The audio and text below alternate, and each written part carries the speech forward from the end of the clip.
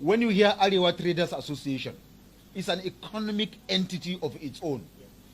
Cattle Dealers Association of Nigeria is an economic entity of its own. Okada Riders and Owners Association is an entity of its own. We talk of Fulani. If you don't know what Fulani is, the umbrella body of all Fulanis, and everybody knows that we feed Nigeria and the other part of Nigeria with meat. So we are economically viable. Standing on our own, we have nobody bankrolling anything. We are bankrolling ourselves. Why are they killing the Hausas? Why are they killing the Fulanis? Why are they killing Northerners? Or a Fulani man that has been declared as a terrorist, going after the Constitution of the Federal Republic of Nigeria, provide that every Nigerian has every right to reside anywhere, do business, do intermarriages. And these other Igbos and Yorubas are in the north doing the same thing. And we have not hindered them. We have not touched them. In fact, we are protecting them. Then why are they killing and destroying the property of our people and killing our people? Even if it is politically motivated, then it should be motivated politically among them. It shouldn't be against other Nigerians that are residing in that side. So we are using this very medium to also call on our brothers, our aggrieved Fulani brothers that are in the north and doing what is not supposed to be done before the fact that they were also being destroyed in the past. Because if you follow history, if you go by history, you will realize that what is happening today by the Fulanis, they were equally touched before by the non-Fulanis of the north in the past. This is the issue of farmer header clashes. That was the beginning of the problem. So this is history. History is there for you. So we are calling, and we know that the federal government is doing all that they can. Whoever is cited with AK-47 that is not supposed to be seen with, is not a security agent, should be shot on sight. Shot on sight does not necessarily mean it has to be with the other parts of the country. Whoever carries weapon, whether a Hausa man, a Yoruba man, or an Igbo man, or any Nigerian that carries any weapon without permission that is not supposed to carry, the language he understands is the language of the weapon. Then the government have those who are perfect in the weapon language, and they will speak to them in that weapon language that they understand. That is my own understanding of the word. We will be talking to you in the language that you understand if you refuse to allow Nigeria to rest. That is my understanding of that. And by so doing, it means whoever you are, from wherever you are, for as long as you carry weapon that you are not supposed to be carrying, you are not entitled authoritatively, then those that are allowed, are entitled to carry, will teach you that language of how to carry or why you should not carry. When Buhari was the president of this country, the North was silent, and that's many in the North were silent. And even at a certain time, when I stood up in the Parliament, in the Senate, to raise issues about insecurity and killings of my people, the first serious resistance and opposition I get is from senators from northern part of Nigeria, because at that time they are expected to be quiet, to enable the system to be silent, to also embrace whatever it is, because the president comes from your own part of the country. And that any attempt for you to raise objection to the killings in the North, to the poverty in the North, to the out-of-school children issues in the North when Buhari was there, you'll be reminded that you shouldn't damage the image of the president since you are coming from that part of the country. In fact, this is the only president I've seen. The culture in the Southwest is different, that people from the Southwest are speaking out. And I think they are setting a standard for people from all parts of the country, that it does not mean when your own is in power, you should not be able to speak the truth. Our refusal to speak the truth to Buhari regime, our refusal to tell him where he is wrong, is scaring. I'm in distress. I am in pains. Even if I were the president of Nigeria, I wouldn't have received the kind of pressure that I get from people 24 hours, 7 days a week. No sleep from across the country. Even if you tell them the truth and give them the best of advice, they will not take. I said during the course of this program that the way out is that we can see maybe the president is not strong enough to give 24 hours of his time for this work. Let him please, for God's sake, anoint anybody, even if it is his son, somebody that is active, that can act on his behalf, so that people sit down to analyze all these issues every 24 hours and propose solutions. Okay. And one of the solutions is that they must seek to use intelligence and technology in order to defeat this hydra-headed octopus insecurity in our country. Let's be honest to ourselves. The only lasting solution to the insecurity happening in the north-central Nigeria and in the entire north is to take the same measures that the Yoruba legislators have taken during the administration of President Muhammadu Buhari. It is under our watch when the Yoruba legislator were sponsoring a bill of bringing Omotekun into law, when most of the northern Nigerian legislators that don't care about the welfare and the well-being of their people kicks against that. But today, Omotekun have been implemented into law and it have come along with a positive result. So let's be honest to ourselves, because there is no how if you go to Bokos today, you employ 50 youth, you pay them 50,000 naira monthly, for instance, you equip them with AK-47 live ammunition, you kit them.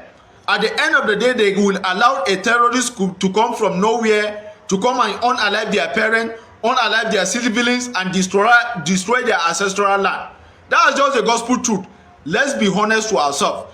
The only lasting solution to this insecurity in the northern part of Nigeria is to create the northern security network, well kitted and well armed. That is just the gospel truth. But all this up and down, all this speaking good English cannot bring back any life. Speaking good English cannot provide a solution to this insecurity. The issue of insecurity, and then the issue of poverty, and then the illiteracy has affected the maternal mortality, maternal morbidity, and mortality. And that has increased the rate of maternal mortality, maternal morbidity, and mortality in our environment. Northern Nigeria, which includes Katsina State, has the highest mortality, one of the highest, if not the highest mortality in the world. If you look at the indices of maternal mortality, when you come to Nigeria, the sub-Saharan Africa has the highest maternal mortality in the world. And then when you come to Nigeria in particular, the northwestern region has the highest maternal mortality in Nigeria. And then Katsina State is one of the states with the highest mortality as well, maternal mortality in Nigeria. So, and this is being contributed largely because of the insecurity and the banditry.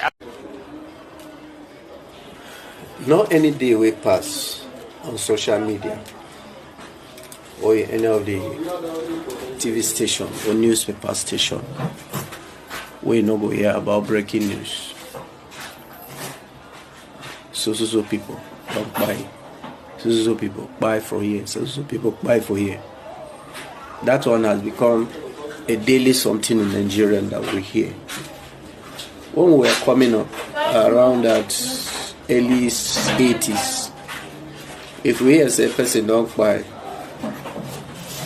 or they don't buy a person, it's either armed robber or something else. But this time around, crime they everywhere.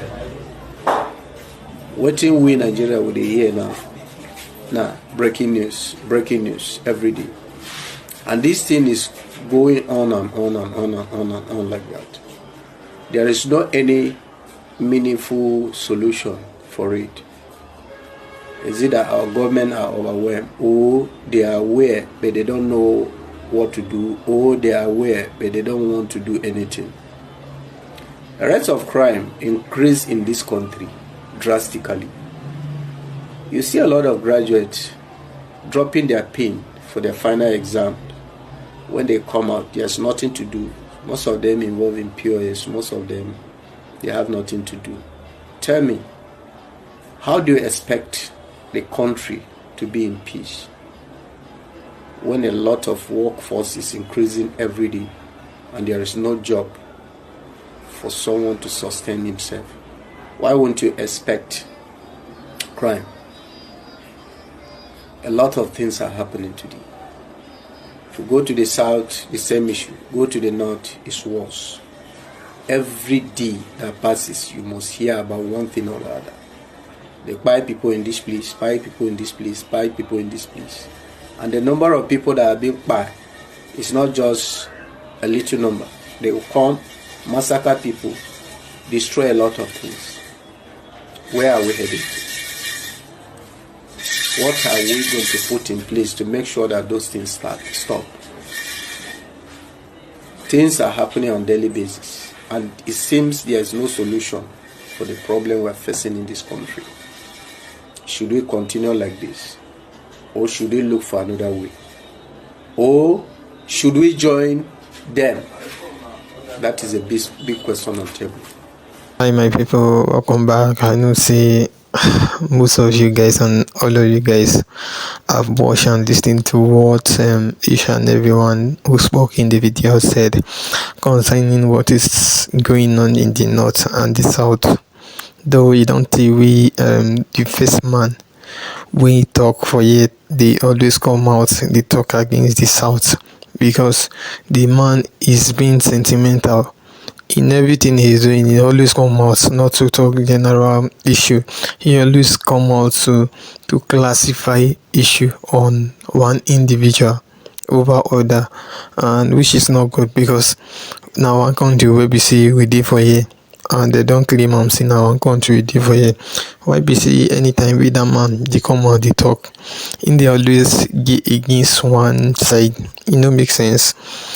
And this insecurity we in the talk say people, their own people where we see them this out, they are suffering of buying. That one I think say it's a lie because all these things are right from when Buhari the regime now they talk all these things say they buy not down people for south. On our south the way we did for here, we never hear any background where we see or any day where we see they don't carry any north down person where we see this default out go down. You understand? If you don't do any bad thing, they don't go just buy it like that. And the problem where we get for this country now be sentiment and ethnicity and many other things where we see we don't carry for head this like money for this country now be the problem where we see it don't dey take us behind scenes. And now we seen everybody gone body for now be that if we really want to make this country unite as una say, if not for me, this country no go fit ever be one because we don't plenty pass three tribes. We say there's a get this country selves. People wait there for inside this country self, they don't reach 100 and something tribes wait there for this country. So you know if you just come out come they talk say this country go feel like come together all unite in all means. So now we see we tell una, and for those of una we will see una get anything we want talk concerning what each and everyone who spoke in the video said, make it drop your own thoughts for inside the comment section. And also if today is your first time, kindly like, share, subscribe. Thank you.